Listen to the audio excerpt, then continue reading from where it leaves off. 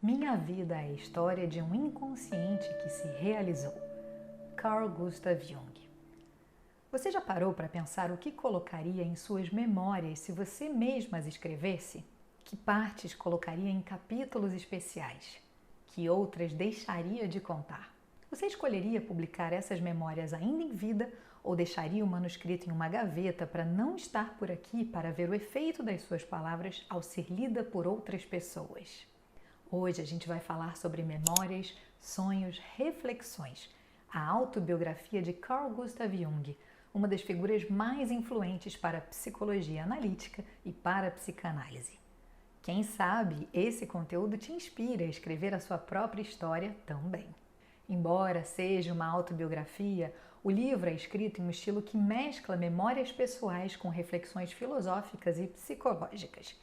Isso oferece para a gente uma visão única e profunda do mundo interior de Jung e por isso vale a pena ser lido não apenas para quem tem interesse por psicologia analítica, mas também para quem curte biografias. O livro não é apenas um relato da vida do psicanalista, mas também um mergulho em sua mente, revelando como suas experiências pessoais influenciaram as suas teorias, oferecendo ao leitor uma autobiografia psicológica. Em seus escritos, Jung oferece uma compreensão mais profunda de como as suas ideias se desenvolveram em resposta às suas próprias vivências. Ele diz: "Sei que em muitos pontos não sou semelhante aos outros homens e, no entanto, ignoro o que realmente sou." Publicado póstumamente em 1961, o livro oferece uma visão íntima da vida pessoal e profissional de Jung, incluindo suas experiências, pensamentos e teorias que moldaram sua obra. Mas será que existe um motivo para o livro só ter sido publicado depois da sua morte? O livro contém relatos profundamente pessoais, incluindo experiências místicas, reflexões sobre a morte e a espiritualidade e detalhes da sua vida privada. Jung tinha preocupações sobre como esses temas seriam recebidos pelo público e pela comunidade científica enquanto ele ainda estava vivo, e por isso não queria que o livro fosse publicado em vida. Jung era consciente de que algumas de suas ideias e experiências, especialmente aquelas relacionadas ao misticismo e às suas visões espirituais, poderiam ser mal compreendidas ou controversas. Publicá-las em vida poderia ter afetado sua reputação como cientista, médico e teórico. Escrito em colaboração com sua assistente Aniela Jafé, que ajudou a organizar e editar o material, Memórias, Sonhos e Reflexões tornou-se a narrativa final que ele queria deixar como legado, sem a interferência das críticas contemporâneas. Jung queria que o livro representasse uma visão completa e finalizada de sua vida e obra, algo que ele só poderia alcançar após uma vida inteira de experiências e reflexões. A publicação póstuma permitiu que o livro fosse visto como a culminação de sua jornada intelectual e espiritual. O livro é dividido em várias seções, cada uma abordando diferentes aspectos da vida de Jung. Na primeira parte, Jung relata suas primeiras experiências e como elas influenciaram o seu interesse pelo inconsciente. Ele descreve a descoberta precoce do seu mundo interior, as fantasias e os sonhos que moldaram sua visão de mundo. Ele diz: "Nessa época tive um sonho inesquecível que me apavorou e encorajou ao mesmo tempo. De noite, num lugar desconhecido, eu avançava com dificuldade contra uma forte tempestade. Havia uma bruma espessa. Ia segurando e protegendo com uma das mãos uma pequena luz que ameaçava extinguir-se a qualquer momento. Sentia que era preciso mantê-la a qualquer custo, pois tudo dependia disso. Subitamente, tive a sensação de que estava sendo seguido. Olhei para trás e percebi uma forma negra e gigantesca acompanhando os meus passos. No mesmo instante, decidi, apesar do meu temor e sem preocupar-me com os perigos, salvar essa pequena luz através da noite e da tempestade. Ao acordar, compreendi imediatamente que sonhara com o fantasma de Brocken, com minha própria sombra projetada na bruma pela pequena luz que eu buscava proteger. Sabia que essa pequena chama era minha consciência, a única luz que possuía. O conhecimento de mim mesmo era o único e maior tesouro que possuía. Apesar de infinitamente pequeno e frágil comparado aos poderes da sombra, era uma luz, minha única luz." O fantasma ou espectro de Brocken que ele cita nada mais é do que um fenômeno não muito frequente, onde se observa no cume de uma montanha nossa imagem projetada nas camadas mais densas do nevoeiro, quando o Sol está próximo ao horizonte. Muitas pessoas interpretam esse acontecimento dentro de uma visão mística ou religiosa. Desde a antiguidade, o Monte Brocken, nas montanhas de Harz, na Alemanha Oriental, é conhecido como o Altar dos Feiticeiros. Essa designação teve origem nas visões que os saxões adoravam em segredo ao nascer do sol. A notoriedade do Monte Brocken, ou Blocksberg, tem origem nessas lendas, em especial nos cultos pagãos que aí se realizaram durante longo período, mesmo depois do advento do cristianismo. Acredita-se que os antigos bruxos se reuniam no alto do Brocken. Nas páginas seguintes, Jung fala sobre sua formação médica e seu trabalho com pacientes psiquiátricos. Para ele, em muitos casos psiquiátricos, o doente tem uma história que não é contada e que, em geral, ninguém conhece. Para ele, a verdadeira terapia só começa depois de examinada a história pessoal. Essa história representa o segredo do paciente, segredo que o desesperou. Ao mesmo tempo, esse processo encerra a chave do tratamento.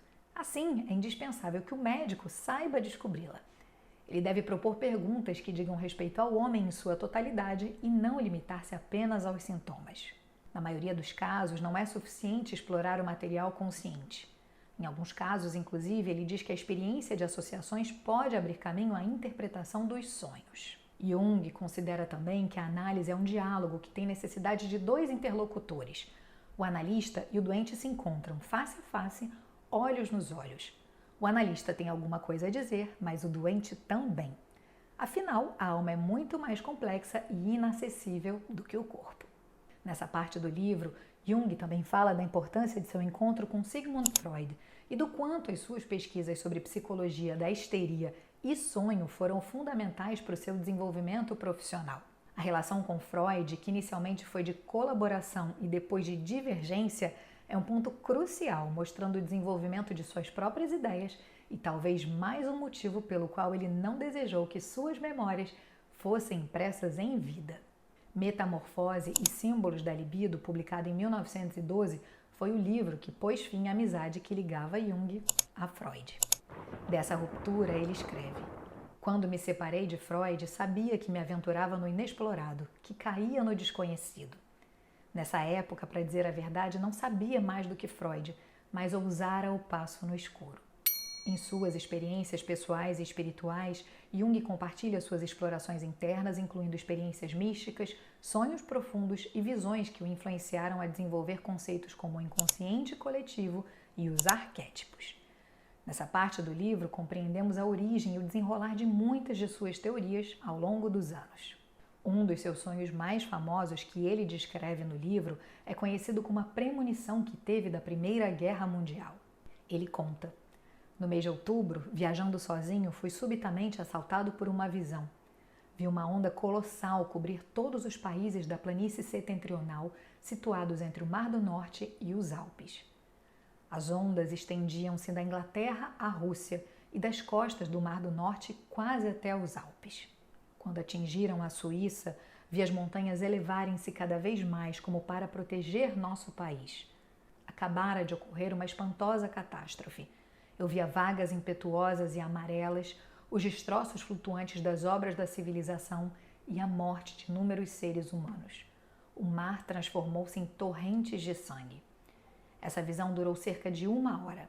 Perturbado, nauseado, tive vergonha da minha fraqueza. Passaram-se 2 semanas e a visão se repetiu nas mesmas circunstâncias. Porém, a transformação final em sangue foi ainda mais terrível.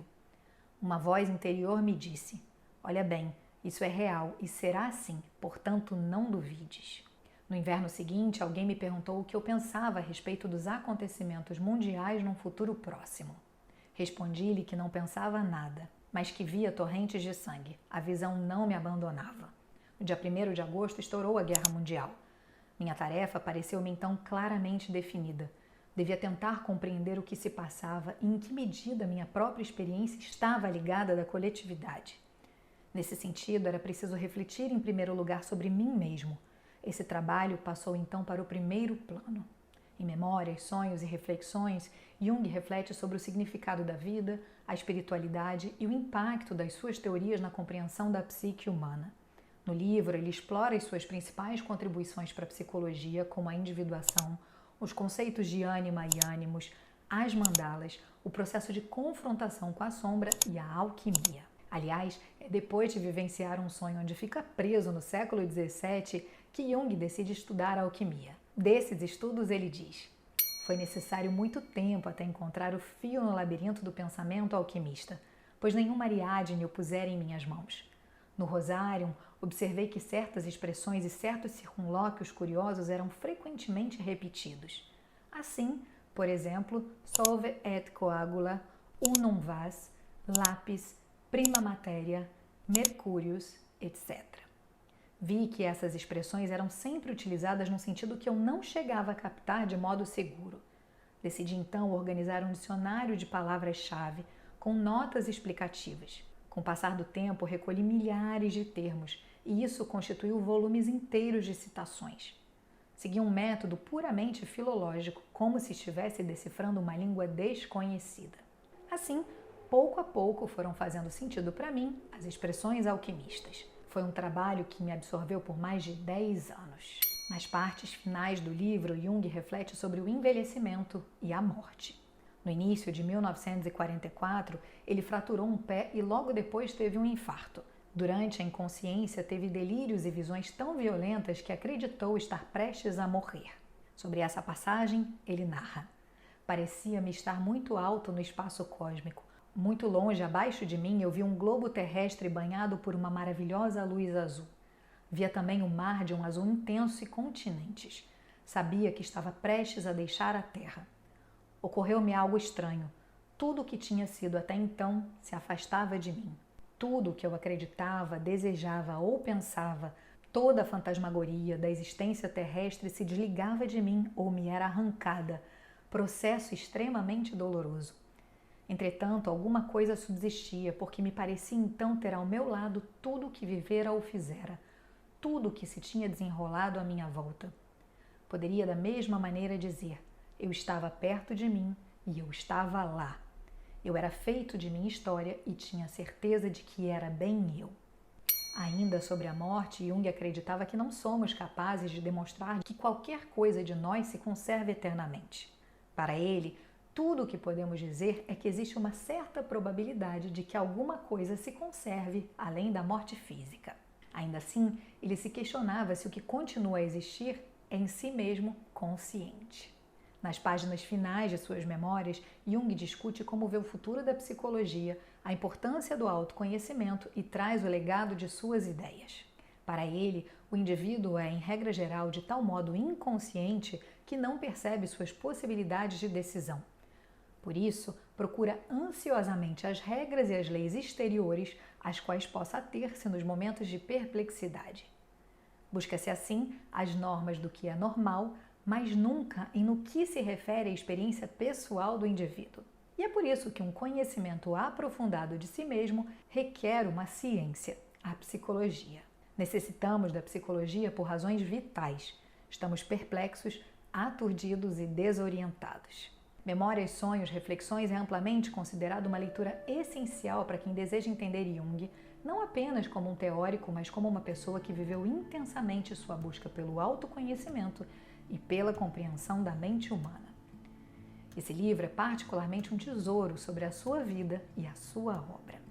Se você curtiu esse conteúdo, eu te convido a se inscrever no meu canal e a compartilhar esse vídeo com alguém que também pode se interessar sobre o tema. Na descrição você pode saber mais sobre quem eu sou e como o meu trabalho pode te ajudar a ter mais consciência de quem você é, para que possa curtir a segunda metade da sua vida com mais leveza.